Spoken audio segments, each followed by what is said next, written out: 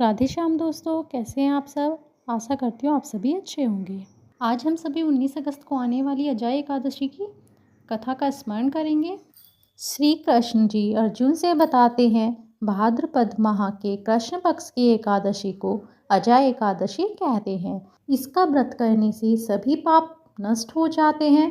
इस लोक और परलोक में मदद करने वाली इस एकादशी व्रत के समान दूसरा कोई व्रत नहीं है। अब एकादशी व्रत की कथा प्रारंभ करते हैं, ध्यानपूर्वक सुनिए। श्री राम के वंश में एक चक्रवर्ती राजा हरिश्चंद्र हुए, जो अपनी ईमानदारी व सत्यनिष्ठा के लिए प्रसिद्ध थे। एक बार देवताओं ने इनकी परीक्षा लेने की सोची। राजा को इस स्वप्न में दिखाई दिया कि ऋषि विश्वामित्र को उन्होंने अपना राजपाट दान कर दिया है। जब सुबह राजा अपने दरबार में पहुंचे और देखा कि विश्वामित्र वास्तव में उनके द्वार पर आए और कहा, तुमने स्वप्न में अपना राज्य मुझे दान किया है। राजा ने सत्यव्रत का पालन करते हुए संपूर्ण राज्य विश्वामित्र को दे दिया। पूर्व जन्म के फल के कारण पत्नी, बेटा एवं खुद को बेचना पड़ा। राजा को एक डोम खरीद लिया, जो शमशान भूमि में लोगों की दाह संस्कार का काम करवाता था। राजा एक चांडाल का दास बन गया। वह उस चांडाल के यहाँ कफन का काम करता था, परंतु उसने इस काम में भी सत्य का साथ नहीं छोड़ा।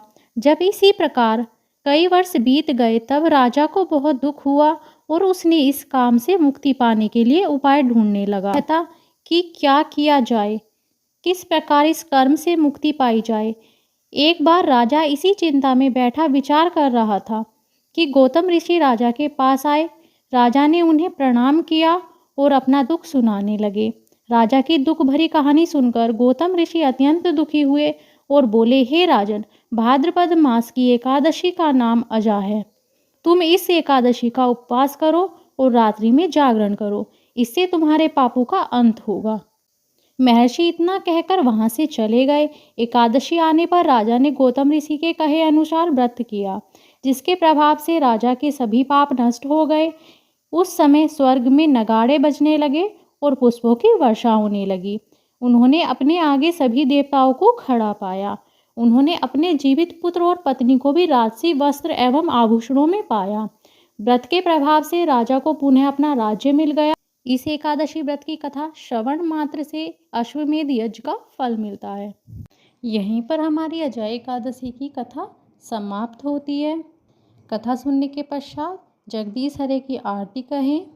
श्री हरि आप पर अपना आशीर्वाद बनाए रखें।